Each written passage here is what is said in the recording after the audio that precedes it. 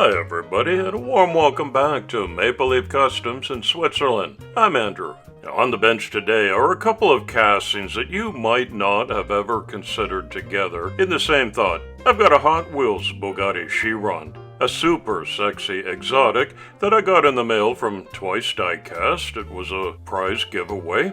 Was a while ago, but thanks again, David. I've been wondering what to do with it, and today the time has come. Inspiration comes from all sources, and for me, this idea came from a YouTube video where a bunch of guys took the front end of a Russian Gaz-21 Volga and mashed it up with the back end of a Bugatti Chiron, but it was a fiberglass cast of a Chiron. They didn't chop up the $1 million real one, and they put it on top of a Ford frame. They called it a Volgatti. It wasn't a gasser, but that's what got me started thinking, how far can I take this? So I dug out a Maisto 57 Chevy Bel Air Gasser. I don't remember where I got this from. It's a nice premium, super nice Firestone wheels. If you were the source of this, sending it to me, please let me know, and I'll make that right amending the description of the video. And I want you to start imagining how you would put these two cars together. A Bugatti hypercar and a gasser. Not an exotic. You've never seen them on the track together because they travel in very different circles. Today, I'm going to weld them into one in the mashup that was meant to be.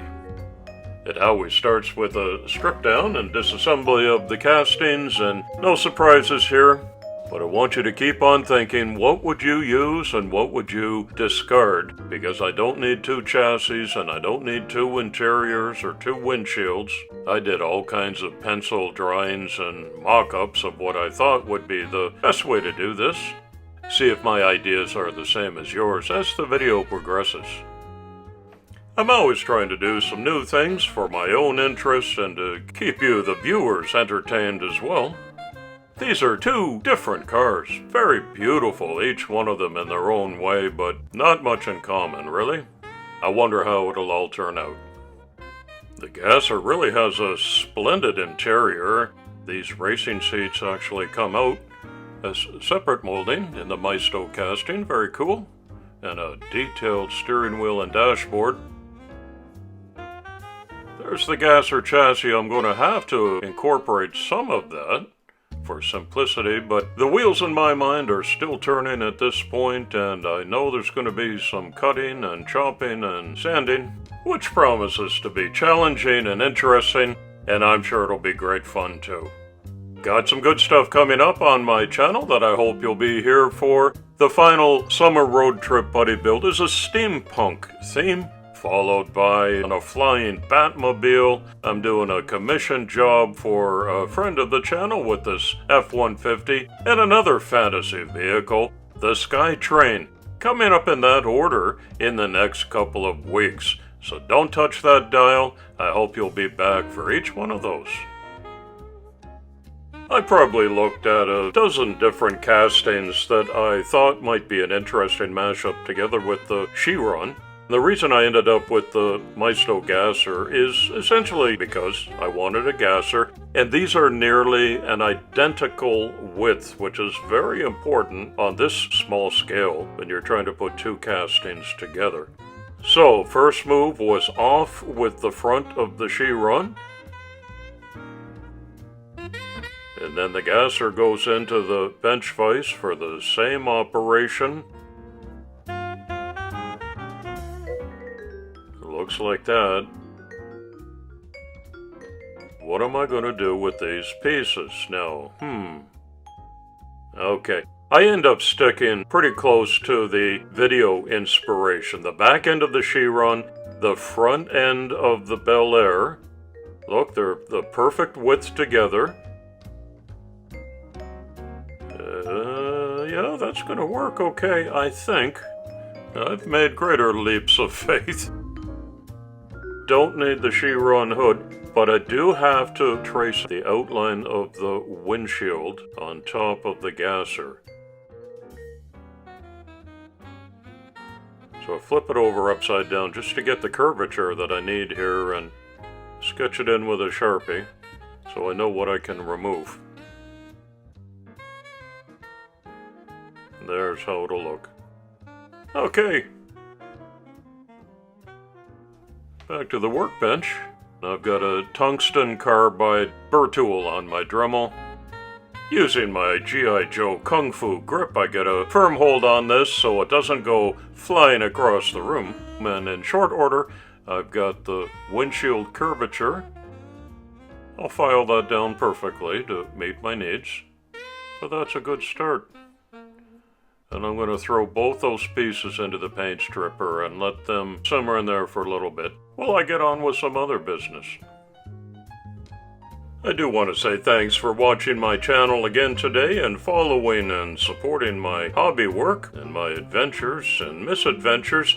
And I always try to introduce you to a couple of other channels that I've discovered in my own surfing. So today's community shout out goes to Project Redline Custom Diecast. It's brand new, with only 4 subscribers, so if you want to get in on the ground floor of what I think is going to be an exciting new channel, please follow the link that I've left in the description, leave a comment, and say hello from Maple Leaf Customs in Switzerland. Thank you. Now that the original metallic blue and metallic red paint have been stripped off and they're down to bare metal, they're starting to look more like they could potentially go together. So this is the most crucial part of the whole procedure, mashing the two halves up. The super glue is simply some tack welding at this point, so I've got them lightly fused together and I can check the angles and the pitch, and once I'm satisfied, out with the JB weld so that I can get a more permanent bond. Mostly from the inside, so it won't be seen, but I do need to touch those outside seams where there's a little bit of gap from the imperfect cuts. Here I discovered with some dry fits that I took a little too much off of that windshield curve. Not an insurmountable problem.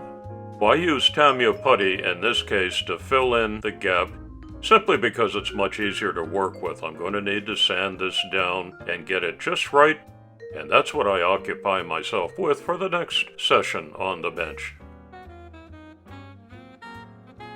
And I'm pleased now how it's coming together. Looks even better after some primer, but I always find a couple of high spots that I need to knock down, so you can see I've started sanding again.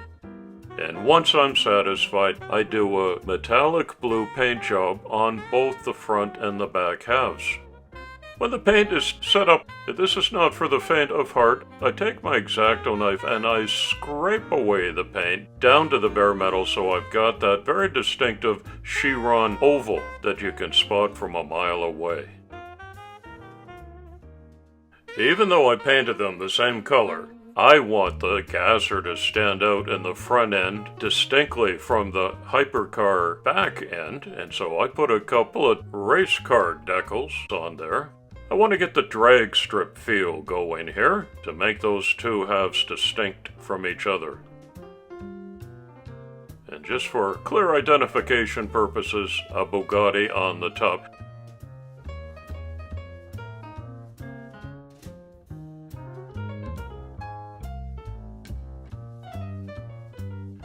So far, that's meeting my vision. But there's still some major work to be done. And look what gets personally delivered right to my hobby desk by the lovely Petra. A little bit of brunch. Thanks, Petsy. Energized by that healthy snack and pause, I'm now ready to settle in for the most complicated part of the whole project, and that's the extensive chassis mods that I need to do. I don't need both of them in their entirety, and neither one fits perfectly, so just like the front and back halves on top, I need to decide now how much of the Chiron back end can I use, and where do I draw the line for the lifted up Gasser front end.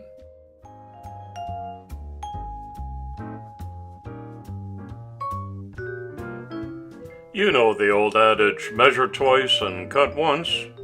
I follow the cut once philosophy. I just eyeballed that. I know I'm going to need to do some putty work in between these.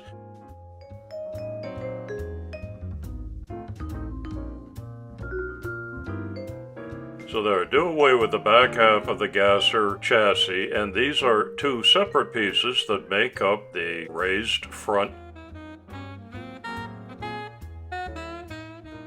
I'm able to screw it in, just to see how that looks. Alright. Looks like a Gasser in the front. Perfect.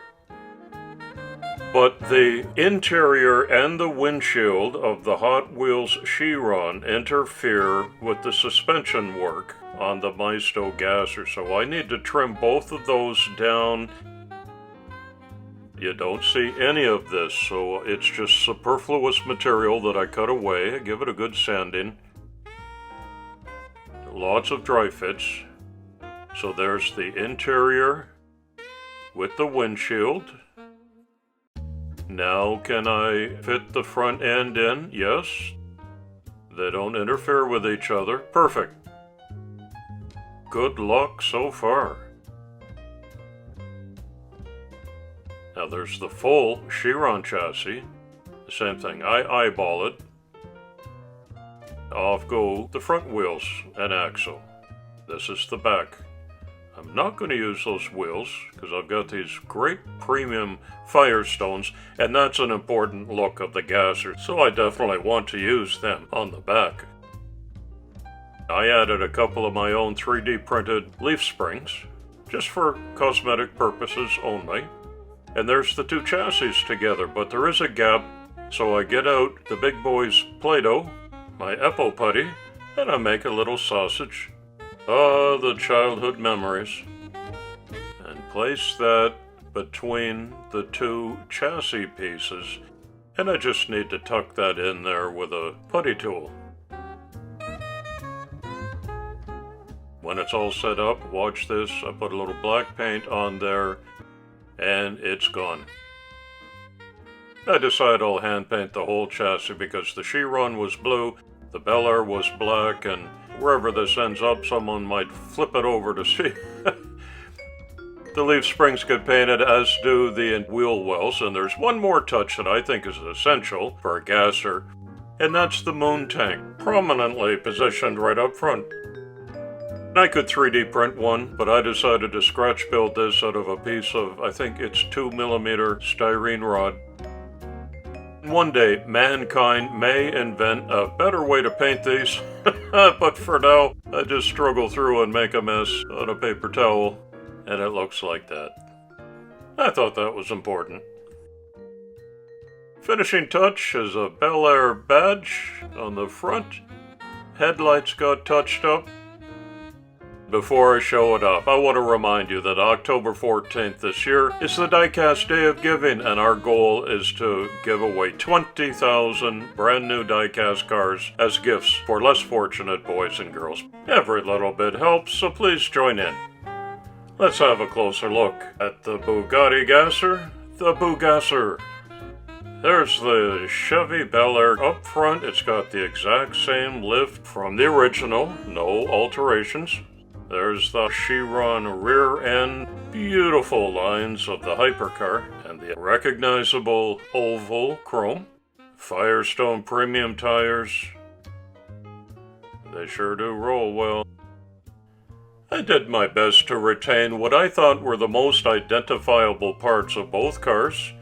That's the back end of the Chiron and the front end of the Bel Air, and there's the Bugasser.